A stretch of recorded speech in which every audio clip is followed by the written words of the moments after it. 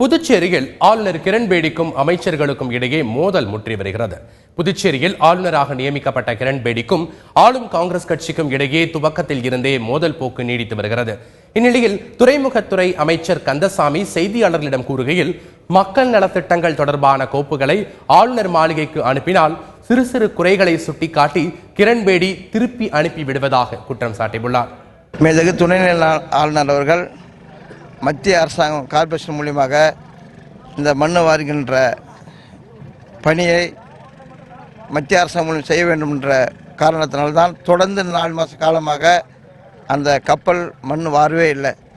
தொடர்ந்து வாராமல் இந்த இழப்புக்கு காரணம் மேதகு துணைநிலை ஆளுநர் என்பது நான் உறுதியாக சொல்கிறேன். எங்களுடைய அரசாங்கம் செய்கின்ற ஒரு திட்டங்களும் அங்கே கோப்பு செல்கின்ற போது மேதகு துணைநிலை ஆளுநர்கள் அது சரியான முறையில் உடனடியாக அந்த கோப்பை அனுப்புவதில்லை.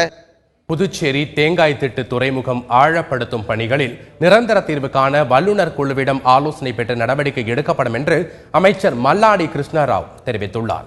துறைமுகத்துறை அமைச்சர் கந்தசாமியுடன் தேங்காய் திட்டு துறைமுக முகத்துவார ஆழப்படுத்தும் பணிகளை ஆய்வு செய்த மீன்வளத்துறை அமைச்சர் மல்லாடி கிருஷ்ணராவ் இவ்வாறு கூறினார். ஒரு 15 crores செலவு பண்ண கூட இது ஒன்லி டெம்பரரி, ஒரு 5 years 6 years இருக்காது. மళ్ళీ again 6 months is the same. அதுக்காக பர்மனென்ட்லி ப்ராப்ளம் சால்வ் பண்ணதுக்காக நம்ம எல்லாம் ட்ரை பண்றோம்.